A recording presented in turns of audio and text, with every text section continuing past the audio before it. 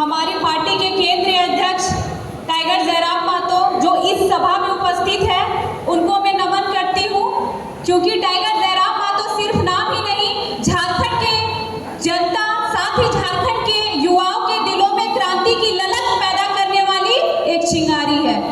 और साथ ही इस सभा में हम उपस्थित हमारे पार्टी के महासचिव फरजान खान को मैं नमन करती हूँ। साथ ही इस सभा में उपस्थित हमारे पार्टी के वरीय उपाध्यक्ष मोती महतो जी को मैं नमन करती हूँ।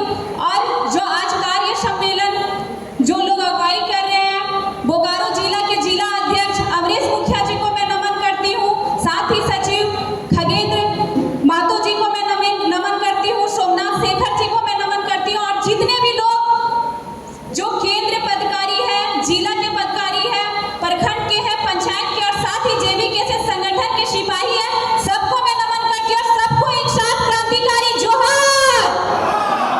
और साथ ही आज जितिया है, तो जितिया पर की जो हमारी माताएं आई हैं, उनको ढेर सारी शुभकामनाएं। और मैं उनको नमन करना चाहती हूँ कि जितिया पर एक ऐसा